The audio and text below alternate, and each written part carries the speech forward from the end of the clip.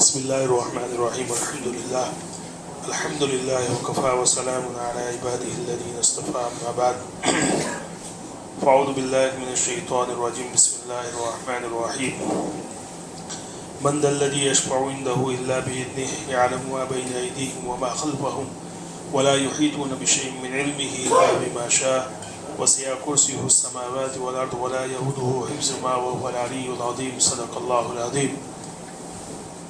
اہل سنہ والجماعت کی بنیادی عقائد میں سے ایک عقیدہ یہ ہے کہ شفاعت یہ حق ہے۔ شفاعت کا مطلب کسی کے نفع یا نقصان سے بچانے کے لیے، نفع یا نقصان سے بچانے کے لیے کسی کے اندر ثالثی کا رول ادا کرنا، یہ اس کا لغوی معنی ہے۔ لیکن اصطلاح شرع میں رسول اللہ صلی اللہ علیہ وسلم کو اللہ رب العزت قیامت کے دن یہ حق دیں گے کہ وہ امت کی سفارش کرے۔ چنانچہ بخاری کی روایت ہے، حضرت انس رضی اللہ تعالیٰ عنہ فرماتے ہیں کہ قیامت کے دن لوگ پریشان ہوں گے، میدان محشر میں بہت زیادہ افراتفری کا ماحول ہوگا۔ قرآن کریم نے اس کی منظر کشی کی ہے، یوم یفر المرء من اخیہ و امہ و ابیہ و صاحبتہ و بنیہ، کہ اس دن ہر آدمی اپنے سے جو قریب ہوگا اس سے بھاگے گا۔ یوم یفر المرء من اخیہ و امہ و ابیہ، آدمی اپنے ماں سے بھاگے گا، اپنے باپ سے بھاگے گا۔ کس ڈر سے؟ کہ کہیں ہم سے کسی نیکی کا مطالبہ نہ کر لے۔ یہ عجیب سی بات لگتی ہے کہ دنیا میں انسان اس وقت یہ سوچتا ہے کہ میں جو کچھ ہوں میرے پریوار کے لیے، میرے خاندان کے لیے ہوں، میری اولاد کے لیے ہوں، میرے ماں باپ کے لیے ہوں، میرے بیوی بچوں کے لیے ہوں۔ یہ کیسے ہو سکتا ہے کہ میں ان کو قیامت کے دن اکیلا چھوڑ دوں گا؟ لیکن ہوگا ایسا۔ سورہ حج میں اس کی منظر کشی کی ہے، یا ایھا الناس اتقوا ربکم ان زلزلۃ الساعۃ شیء عظیم یوم ترونها تذهل كل مرضعة ارضعت وتضع ذات كل حمل حملها وترى الناس سکارى وما هم بسکارى ولكن عذاب اللہ شدید۔ کہ قیامت کا جو بھونچال ہے اس قدر خطرناک ہوگا کہ حاملہ عورت اپنے حمل کو گرا دے گی، اور لوگ ایک دوسرے کو دیکھ کر یہ سوچیں گے کہ سب لوگ نشے میں ہیں۔ وَتَرَى النَّاسَ سُكَارَى وَمَا هُمْ بِسُكَارَى، لیکن وہ نشے میں نہیں ہوں گے، لیکن اللہ کا عذاب بڑا سخت ہوگا۔ دیکھیے اس قدر امت پریشانی میں ہوگی، اس قدر افراتفری کا ماحول ہوگا، اور اس وقت ہر آدمی کی نگاہ جو ہے اللہ رب العزت پر ہوگی کہ کب ہمارا حساب شروع ہو۔ یہ حساب شروع ہونے کے لیے لوگ انتظار کریں گے، چنانچہ وہ کسی سفارشی کو تلاش کریں گے۔ سب سے پہلے وہ جائیں گے حضرت آدم علیہ السلام کے پاس، ان سے درخواست کریں گے کہ آپ اللہ سے یہ درخواست کریں، یہ سفارش کریں کہ کم سے کم ہمارا حساب کتاب شروع ہو جائے، پروسیس شروع ہو جائے۔ وہ اپنا عذر بیان کریں گے، اور یہ بخاری کی طویل روایت ہے، وہی عذر بیان کریں گے کہ مجھ سے ایک خطا ہو گئی تھی، چک ہو گئی تھی جنت میں کیسے جا سکتا ہوں اللہ کے پاس؟ آپ ابراہیم کے پاس جائیے، وہ اللہ کے خلیل ہیں۔ چنانچہ لوگ حضرت ابراہیم علیہ السلام کے پاس جائیں گے، وہ بھی اپنا عذر بیان کریں گے، کہیں گے کہ آپ موسیٰ کے پاس جائیے، موسیٰ یہ اللہ سے کلام کیا ہے انہوں نے، کلیم اللہ ہے۔ حضرت موسیٰ کے پاس جائیں گے، وہ بھی عذر بیان کریں گے، اور عیسیٰ علیہ السلام کے پاس بھیجیں گے۔ عیسیٰ علیہ السلام پھر ان کو حضرت محمد صلی اللہ علیہ وسلم کے پاس بھیجیں گے، اور آپ صلی اللہ علیہ وسلم کو جو ہے اللہ رب العزت یہ اختیار دیں گے۔ دیکھیے یہاں اصل میں آپ کو جو بات بتانا چاہتا ہوں کہ اہل سنہ والجماعت کا جو عقیدہ ہے کہ شفاعت کا انکار یہ غلط ہے، لیکن شفاعت میں غلو کرنا، یہ شرک ہے۔ اللہ رب العزت نبی کریم صلی اللہ علیہ وسلم کو ایک اپنی اجازت سے، من ذا الذی یشفع عنده الا باذنہ، کون ہے شخص جو سفارش کرے گا اللہ کی اجازت کے بغیر، یعنی اللہ کی اجازت تو شرط ہے۔ تو چنانچہ نبی کریم صلی اللہ علیہ وسلم کو اللہ اپنی اجازت سے یہ اختیار دیں گے کہ وہ سفارش کریں گے۔ تو یہ جو سفارش ہوگی کہ لوگوں کا حساب کتاب شروع ہو جائے، یہ اس کو شفاعت عظمیٰ کہیں گے، سب سے بڑی شفاعت۔ اور اس مقام کو اللہ رب العزت نے قرآن کریم میں ذکر فرمایا سورہ مزمل میں، وَمِنَ اللَّيْلِ فَتَهَجَّدْ بِهِ نَافِلَةً لَكَ عَسَىٰ أَن يَبْعَثَكَ رَبُّكَ مَقَامًا مَحْمُودًا۔ یہ شفاعت صرف اور صرف خاص ہے نبی کریم صلی اللہ علیہ وسلم کے ساتھ۔ اسی لیے تخمینی طور پر دیکھیے لوگ یہ سیناریو جو ہے وہاں اس وقت کریٹ کیا جائے گا کہ لوگ آدم کے پاس جائیں گے، موسیٰ کے پاس جائیں گے، ابراہیم علیہ السلام کے پاس جائیں گے، سب لوگ انکار کریں گے، اخیر میں محمد صلی اللہ علیہ وسلم سفارش کریں گے۔ یہ آپ صلی اللہ علیہ وسلم کا ایک مقام اور ان کا مرتبہ جو ہے ظاہر کرنے کے لیے یہ سیناریو کریٹ کیا جائے گا اللہ کی طرف سے تکوینی طور پر۔ اور یہ دراصل سورہ الم نشرح میں جو اللہ رب العزت نے فرمایا وَرَفَعْنَا لَكَ ذِكْرًا، آپ صلی اللہ علیہ وسلم کو انتہائی جو ہے تکالیف دی جاتی تھی کفار قریش کی جانب سے، اور لوگ پریشان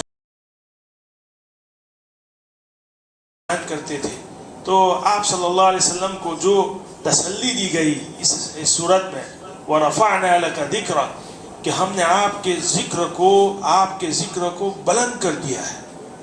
کیسے بلند کیا؟ ذرا غور کیجئے۔ ایک تو یہ کہ آپ صلی اللہ علیہ وسلم کے حیات ہی سے شروع ہو گیا ایک اذان کا سلسلہ، میں آپ کو سمجھاؤں گا، اور آخرت میں قیامت کے دن اللہ رب العزت یہ مقام محمود جو عطا فرمائیں گے، تو ان کے آپ صلی اللہ علیہ وسلم کے جو مخالفین ہیں اور منکرین اسلام ہیں، وہ لوگ دیکھیں گے کہ آپ صلی اللہ علیہ وسلم کا کیا مقام ہے، اللہ نے ان کو کیا مقام دیا۔ دیکھیے آپ صلی اللہ علیہ وسلم کو جب کہا گیا، یہ قرآن کریم کا معجزہ دیکھیے، آپ عملی معجزہ دیکھیے، اور آپ صلی اللہ علیہ وسلم کو جو اللہ رب العزت نے جو وعدہ کیا تھا کہ ہم نے آپ کے ذکر کو بلند کر دیا، کیسے بلند کیا؟ اللہ نے نبی کریم صلی اللہ علیہ وسلم کے نام کو کلمہ کا جز بنا دیا، لا الہ الا اللہ محمد رسول اللہ۔ چنانچہ اس کا ذکر دنیا میں کتنی مرتبہ ہوتا ہوگا آپ ذرا تصور کیجئے، دن میں کتنی مرتبہ ہوتا ہوگا؟ 1400 سال سے چلا آ رہا ہے، مسلمان اس کا ذکر کر رہے ہیں، کلمہ شہادت کا، کلمہ توحید کا، اور اذان میں جو ہے یہ کلمہ پڑھا جاتا ہے، اشہد ان لا الہ الا اللہ واشہد ان محمد رسول اللہ۔ دیکھیے اذان کا سسٹم آپ ذرا اس پر غور کیجئے، یہ دنیا میں جو اذان کا سسٹم ہے اس پر غور کیجئے آپ، کہ کوئی گھڑی اور کوئی وقت ایسا خالی نہیں ہے کہ جس میں اذانوں میں اللہ اور اس کے رسول کا نام بلند نہ کیا جاتا ہو۔ اذان سب سے پہلے کہاں سے شروع ہوتی ہے؟ غور کیجئے اس میں، انڈونیشیا میں سب سے پہلے خط استوا کے طور پر، اور جو سورج کی گردش کے حساب سے جو اوقات کی جو تعین ہے، اور الگ الگ ریجن میں الگ الگ جو ٹائم ہے اس کے حساب سے سب سے پہلے اذان شروع ہوتی ہے کہاں؟ انڈونیشیا۔ اس کے بعد یہ مڈل ایسٹ کے جو یہ ہندوستان، پاکستان، پھر سعودی عرب، یہ جو علاقہ ہے اس میں تھوڑے تھوڑے ٹائم کے فاصلے کے ساتھ آہستہ آہستہ ہر جگہ جو ہے فجر طلوع ہوتی ہے۔ انڈونیشیا سے شروع ہوتی ہے، پھر وہاں سے ترکی اور یورپ اور امریکہ اور اخیر تک آپ دیکھ لیجئے پیسیفک اوشن کے جو جزائر ہے وہاں تک، فیجی تک، اوپر تک، ہوائی اور جو ممالک ہے وہاں تک آپ دیکھ لیجئے اذان کا جو سلسلہ شروع ہوتا ہے وقفے وقفے سے مسلسل شروع رہتا ہے، وہاں تک پہنچتا ہے۔ وہاں اگر فجر ہوئی ہے تو پھر انڈونیشیا میں دوبارہ فجر شروع ہو جاتی ہے، یعنی ہر وقفے آپ کیلکولیٹ کیجئے ٹائم کو، اور ذرا غور کیجئے کہ کیا کوئی گھڑی، کوئی وقت ایسی خالی ہے کہ جس میں اشہد ان لا الہ الا اللہ و اشہد ان محمد رسول اللہ کو جو ہے یہ ذکر اللہ نے جو بلند کرنے کا جو وعدہ کیا تھا وہ وعدے کو کیسے پورا کیا ہے. 1400 سال سے ایک معجزہ ہے, قیامت تک باقی رہے گا. اور اس کو چھوڑیے آپ. اس کے بعد ہر آدمی نماز پڑھتا ہے. نماز میں 2 مرتبہ قاعدے میں التحیات پڑھتا ہے, اشہد ان لا الہ الا اللہ و اشہد ان محمد رسول اللہ. یہ نمازوں کی بات, اذان اور نماز. اور اس کے بعد دنیا میں کتنے مسلمان ہیں کہ جن کا نام جو ہے محمد رکھا گیا ہے. یہ پوری دنیا میں, ورلڈ میں دیکھیے سب سے زیادہ نام اگر رکھا جاتا ہے تو وہ محمد ہے. میں ایسے ہی نہیں کہہ رہا ہوں, یہ ورلڈ انڈیکس کی 2023 کی جو رینکنگ ہے اس میں بتایا گیا کہ دنیا میں 13 کروڑ 33 لاکھ 50 ہزار ایسے افراد ہیں کہ جن کے نام کا پہلا جز محمد ہے. یعنی یہ ان کا نام ہے. یہ نام جو ہے ہر جگہ, دفتروں میں, اسکولوں میں, کالجوں میں ہر آدمی اس کو لکھتا ہے. کافر بھی لکھتا ہے, مسلمان بھی لکھتا ہے. اللہ رب العزت یہ گویا کہ نام جو ہے ان کا نام, یہ آدمی نام رکھتا ہے کس محمد جو نام رکھتا ہے رسول سے محبت کے واسطے ہی سے رکھتا ہے کہ نہیں. تو یہ تو ایک میں آپ کو بتا رہا ہوں کہ آپ اس میں ذرا غور کیجئے. عملی جو معجزہ ہے یہ قرآن کا, قرآن کریم کی جو آیت ہے اس کی حقانیت دیکھیے عملی طور پر کہ اللہ رب العزت نے ان کا ذکر آپ صلی اللہ علیہ وسلم کا بلند کیا ہے اور مسلسل بلند ہوتا جا رہا ہے. لیکن قیامت کے دن بھی اللہ رب العزت آپ صلی اللہ علیہ وسلم کو یہ اختیار دیں گے سفارش کا.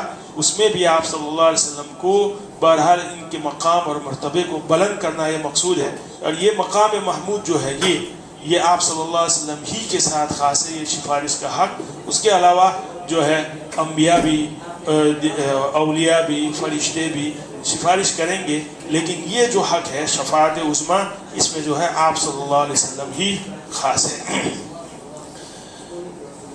قرآن کریم سے جو ہے اس کی دلیل من ذا الذی یشفع عنده الا باذنہ. اسی طرح دوسری آیت ہے وَلَسَوْفَ يُعْطِيكَ رَبُّكَ فَتَرْضَىٰ. اسی طرح سورہ طٰہٰ کی آیت ہے یومئذ لا تنفع الشفاعة الا من اذن له الرحمن ورضی له قولا. اسی طرح صحیح مسلم کی روایت ہے رسول اللہ صلی اللہ علیہ وسلم نے فرمایا, حضرت ابو ہریرہ رضی اللہ تعالیٰ عنہ فرماتے ہیں قیامت کے دن مجھے شفاعت کا اختیار دیا جائے گا اور میں سب سے پہلا ہوں گا جو جنت کے دروازے پر دستک دوں گا. اسی طرح حضرت انس رضی اللہ تعالیٰ عنہ کی روایت صحیح بخاری میں ہے مجھے 5 چیزیں عطا کی گئی جو مجھ سے پہلے کسی کو نہیں دی گئی. ان میں سے ایک یہ ہے کہ مجھے شفاعت کا حق دیا جائے گا.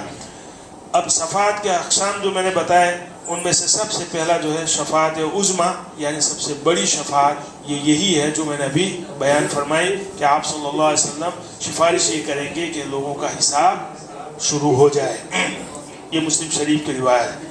اسی طرح نمبر 2 شفاعت مغفرت. یہ وہ شفاعت ہے جو نبی کریم صلی اللہ علیہ وسلم اور دیگر نیک لوگ, اس میں دوسرے بھی شامل ہیں, اور گنہگار مسلمانوں کے لیے کریں گے جن کے گناہ معاف ہونے کے لیے سفارش درکار ہوگی. یاد رکھیں یہاں پہ ایک بات, حدیث شریف میں ایک آپ صلی اللہ علیہ وسلم فرماتے ہیں کہ میری سفارش میرے امت کے کبیرہ جو گنہگاروں کے مرتکب ہے, گناہ کے مرتکب ہے, ان کے لیے ہوگی. یہاں سوال یہ ہوتا ہے کہ اگر کوئی شخص کسی کا حق مار دے, اگر کسی بندے کا کسی پر حق ہو تو کیا یہ بھی آپ صلی اللہ علیہ وسلم کی سفارش ان لوگوں کو بھی معاف کروا سکتی ہے؟ تو دیکھیے یہ جو کبیرہ گناہ یعنی حقوق اللہ کے کبیر سے جو ہے ان کی بات ہو رہی ہے. حقوق العباد جو ہے یہ آپ صلی اللہ علیہ وسلم کی سفارش ان لوگوں کے حق میں نہیں ہوگی. وہ بندہ معاف کرے تو ٹھیک ہے, نہیں تو پھر اس کا تو حساب چکانا پڑے گا. یاد رکھیے اس بات کو. اس لیے اور ہر آدمی مطمئن نہ ہو کہ آپ صلی اللہ علیہ وسلم کی سفارش ہمیں جو ہے مل جائے گی اور ہم جو ہے ہمیں معاف کر دیا جائے گا. اللہ کی اجازت یہ شرط ہے آپ صلی اللہ علیہ وسلم کے لیے, اور جس کے حق میں سفارش کی جائے گی اس کے حق میں بھی اجازت شرط ہے. اس لیے ہمارا جو عقیدہ ہے کہ آپ صلی اللہ علیہ وسلم کی سفارش اس شخص کے لیے ہوگی جو ایمان کے ساتھ, صحیح ایمان کے ساتھ اس دنیا سے جائے گا. چنانچہ کفار اور مشرکین سے یاد رکھیں, اللہ کی ذات میں شرک کرنے والے لوگ یہ رسول اللہ صلی اللہ علیہ وسلم کی سفارش کا حقدار نہیں ہوں گے. یہ یاد رکھیے اس بات کو. ایسا نہیں کہ ہر آدمی مطمئن ہو جائے جس طرح اعمال کرنا چاہے کرے. نہیں میرے دوستو، آپ کی جیسی زندگی ہوگی ویسے آپ کا خاتمہ ہوگا. آپ جو ہے حرام کاری کرتے رہے اور لوگوں کے حقوق مارتے رہے، لوگوں پر ظلم کرتے رہے اور امید یہ کریں کہ آپ جو ہے اس دنیا سے جائیں گے اسی اعمال کے ساتھ اور آپ صلی اللہ علیہ وسلم کی سفارش آپ کو جو ہے بچا لے گی، یہ آپ کی غلط فہمی ہے. یاد رکھیے اس بات کو. ایمان کے ساتھ جائے، صحیح ایمان کے ساتھ دنیا سے جائے گا، صحیح عقیدے کے ساتھ جائے گا، حقوق اللہ، حقوق العباد کی جو ہے پاسداری کرے گا، اس کا لحاظ کرے گا، تو امید ہے کہ آپ صلی اللہ علیہ وسلم کی سفارش اس کو بچا لے گی. اس لیے عقیدہ صاف رکھیں. شفاعت کا انکار یہ غلط ہے. شفاعت میں غلو یہ شرک ہے. یعنی اللہ رب العزت نبی کریم صلی اللہ علیہ وسلم کو شفاعت کا حق دیں گے، انبیاء دوسرے انبیاء کو دیں گے، اولیاء کو دیں گے. اللہ کے جو برگزیدہ بندے اس دنیا سے گزر گئے ان کو بھی اللہ حق دیں گے کہ وہ بھی جو ہے مومنین کے حق میں سفارش کریں.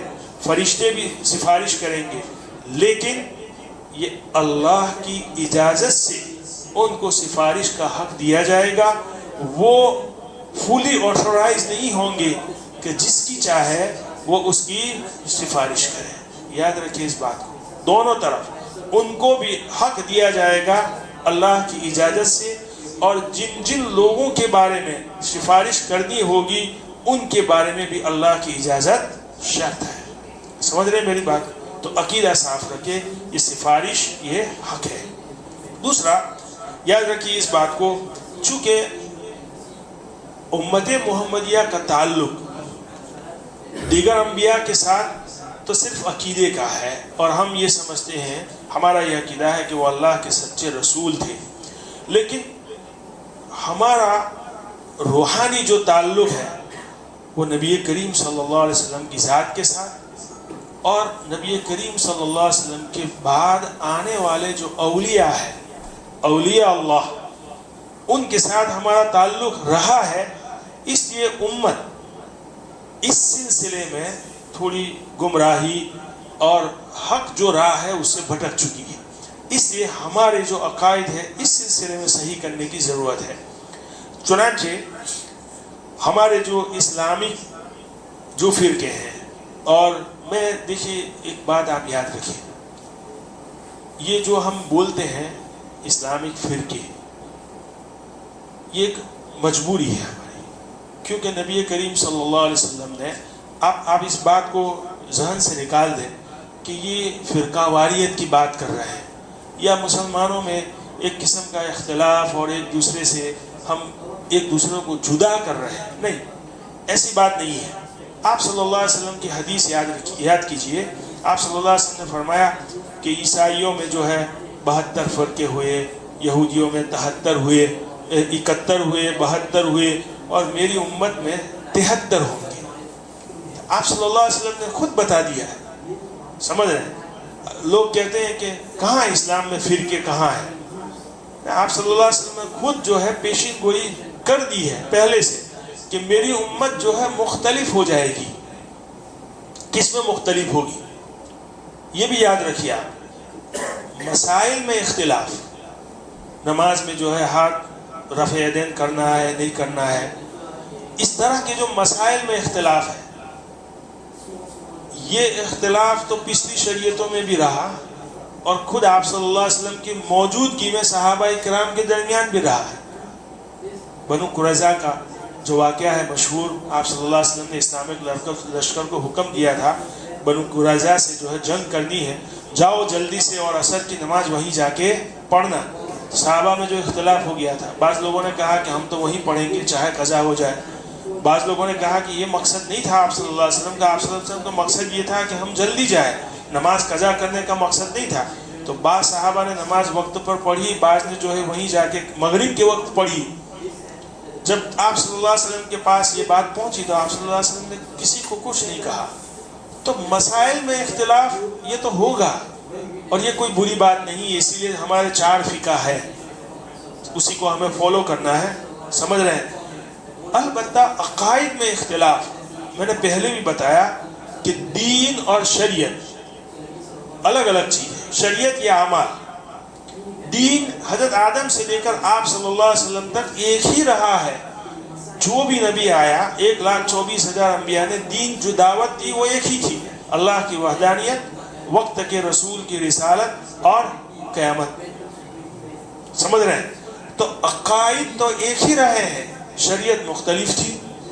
آپ صلی اللہ علیہ وسلم کا جو لایا ہوا دین ہے، آپ صلی اللہ علیہ وسلم نے جو فرمایا، یہ جو فرقوں والی جو روایت ہے 73 فرقے، ان میں سے ایک جو ہے ناجی ہوگا اور بقیہ جو ہے جہنم میں جائیں گے، یہ مسائل کے اختلاف کی بات نہیں ہے، یہ عقائد کے اختلاف کی بات ہے کہ عقائد میں میری امت میں اختلاف ہوگا۔ اور آپ صلی اللہ علیہ وسلم نے فرمایا ستفترق امتی، میری امت جو ہے اختلاف کرے گی ان قریب۔ ان قریب سے کیا مراد ہے؟ صحابہ کرام کے بعد کا جو دور ہے تابعین کا، وہاں سے شروع ہوا یہ اختلاف۔ ایک صحابی ایسا نہیں ہے تاریخ میں کہ آپ صلی اللہ علیہ وسلم نے ان کو جو عقائد بتائے تھے ان عقائد میں کسی نے اختلاف کیا ہو، ایک صحابی نہیں ہے تاریخ میں۔ سب سے پہلا اختلاف جو شروع ہوا تابعین کے دور میں ہوا۔ کیسے ہوا؟ اور یہ اختلاف دیکھیے عقائد کا اختلاف ہے، یعنی عقائد میں میری امت ایسی نہیں ہوگی جیسے پچھلی امتیں ہوئی کہ پچھلی امتوں میں عقائد میں خرابی پیدا ہوئی اور پوری کی پوری امت گمراہ ہو گئی، اور پھر ایک وقت تک یہ امت گمراہی پر رہی اور دوسرا نبی آیا پھر اس نے تجدید دین کیا۔ ایسا میری امت میں نہیں ہوگا، میری امت میں ہمیشہ ایک جماعت ایسی ہوگی، ظاہرین علی الحق، طائفۃ من لا تزال طائفۃ من امتی ظاہرین علی الحق، میری امت میں ہمیشہ ایک جماعت ایسی ہوگی جو حق پر باقی رہے گی اور لوگوں کو حق بتاتی رہے گی۔ اس لیے اس امت کی ذمہ داری جو ہے علماء حق پر ہے۔ عقائد میں اختلاف ہوگا لیکن پوری امت گمراہ ہو جائے ایسا نہیں ہوگا۔ اس میں کہا کہ یہ عقائد کے سلسلے میں جو اختلاف ہوگا اس میں 73 فرقے ہوں گے، 72 جو ہے جہنمی ہوں گے اور ایک ناجی ہوگا۔ اس لیے مجبوراً ہمیں نام دینا پڑتا ہے کہ بھئی فلانا ایک فرقہ ہے، اس میں عقائد میں یہ اختلاف ہے، اس نے یہ اختیار کیا ہے۔ فلانا فرقہ ہے، معتزلہ ہے، شیعہ ہے، خوارج ہے، نواصب ہے، سمجھ رہے ہیں؟ تو یہ جو ہم فرقوں کا جو نام دیتے ہیں، نعوذ باللہ آپ یہ نہ سمجھے کہ ہم فرقہ واریت جو ہے پھیلا رہے ہیں، یہ تو مجبوری ہے۔ ہمیشہ ہر آدمی کو ایک پہچان ہونی چاہیے اپنی، اور یہ مقام عبرت ہے ہمارے لیے کہ کیا میں رسول اللہ صلی اللہ علیہ وسلم سے سوال کیا گیا تھا کہ وہ ناجی فرقہ کون ہے، وہ نجات پانے والا فرقہ کون ہے؟ آپ صلی اللہ علیہ وسلم فرمایا ما انا علیہ واصحابی، یعنی وہ طریقہ جس پر میں ہوں اور میرے صحابہ ہیں۔ دیکھیے اسی میں بتا دیا، تابعین کا نام نہیں لیا، تبع تابعین کا نام لیا، کہا آپ صلی اللہ علیہ وسلم نے پیشین گوئی کر دی تھی کہ یہ اختلاف شروع ہوگا، آپ دیکھیں گے یہ اختلاف، چنانچہ اختلاف ہے۔ تو آپ صلی اللہ علیہ وسلم اور صحابہ کا طریقہ کیا ہے وہ ہمیں دیکھنا ہے۔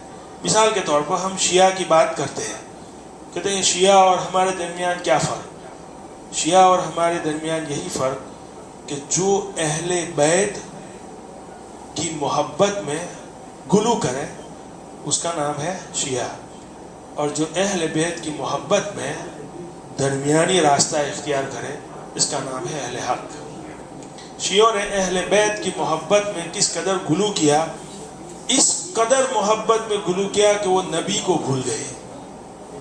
نبی پہلے ہے اور نبی کا خاندان بعد میں ہے۔ کس قدر گلو کیا انہوں نے کہ انہوں نے اہل بیت میں حضرت علی کی جو اولاد میں 12 اماموں کو مانا، 12 اماموں کو انہوں نے وہ درجہ دیا جو نبی کا درجہ ہوتا ہے، یعنی کہا 12 نبی معصوم ہیں، نعوذ باللہ، یعنی ان کے گناہ اللہ رب العزت تکوینی طور پر ان سے گناہ ہوں گے ہی نہیں۔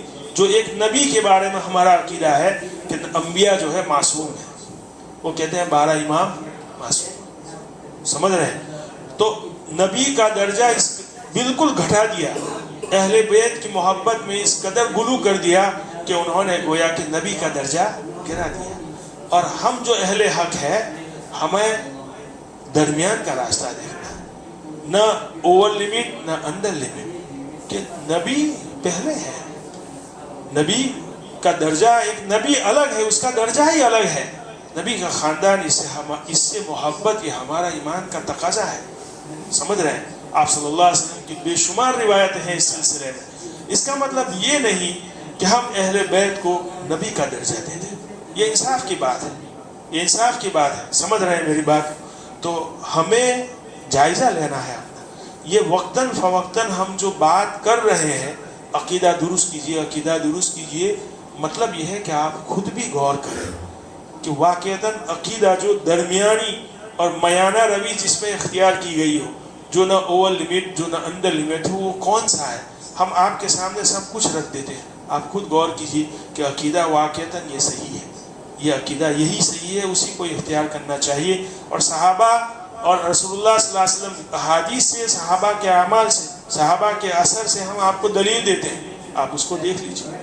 تو بہرحال یہ شفاعت کا جو عقیدہ ہے، وہ اس کے علاوہ آپ صلی اللہ علیہ وسلم کی ذات کے سلسلے میں جو ہمارے مسلمان بھائیوں میں جو اختلاف ہے وہ بہت اہم ہے۔ اس سے پہلے میں نے بتایا تھا وہ بشر اور نور کا جو مسئلہ، اس کے علاوہ دوسرا مسئلہ ہے علم غیب کا، اسی طرح دوسرا مسئلہ ہے حاضر اور ناظر کا، اور ایک ہے مختار کل کا۔ یہ چار بنیادی عقیدے ہیں۔ یاد رکھیے اس بات کو۔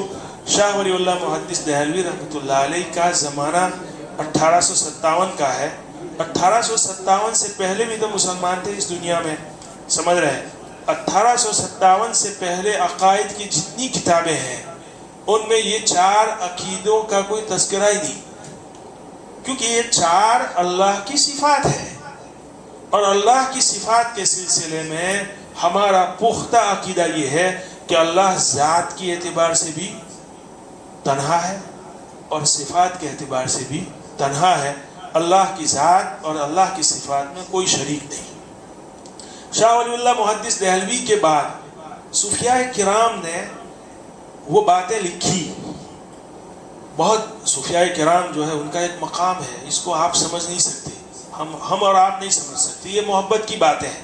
انہوں نے ایسی باتیں لکھی ہیں، جیسے کسی بزرگ نے لکھا ہے کہ دین کی کوئی گھڑی ایسی خالی نہیں کہ میرے آپ صلی اللہ علیہ وسلم کی ذات میرے سامنے نہ ہو۔